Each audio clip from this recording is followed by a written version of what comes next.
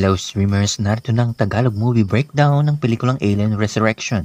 Ano kaya mga fun facts, easter eggs, at mga nakatagong detalye na hindi mo napansin sa pelikulang ito.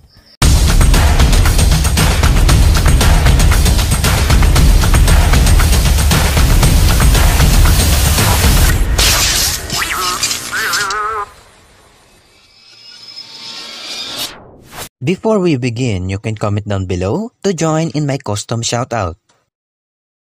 Ang Alien Resurrection ay inilabas noong 1997, kasabay nito ang paglabas ng pelikulang Jurassic Park. Nagbabalik si Ripley pero tandaan natin na ito ay clone lamang niya dahil ang tunay na Ripley ay namatay sa Alien 3. Pakinggan natin ito. My mommy always said there were no monsters, no real ones.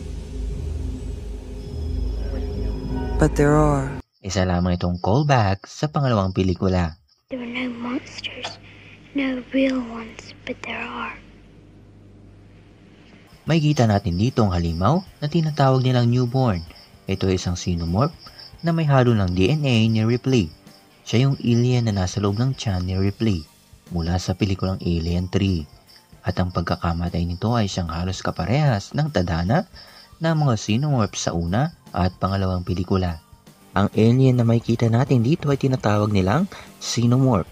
Isa silang uri ng parasite at silang nangingitlog sa anumang nabubuhay na biktima gaya ng tao.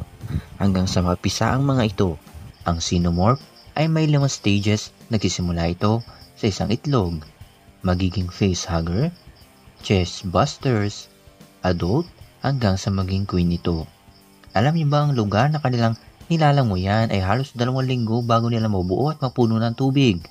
At dagdag pa riyan, ang pagkalunod ng 2 aktor habang kinukuha ang eksenang ito. Sa chapel na ito, may kita natin ang computer AI dito ay siyang tinatawag nila na Father. Ito lamang ay isa sa mga callback sa unang computer AI nila mula sa unang pelikula na si Mother. At yan ang mga napansin ko sa pelikulang ito. May hindi pa ako napansin, well, just comment down below. Marami pang kasunod yan.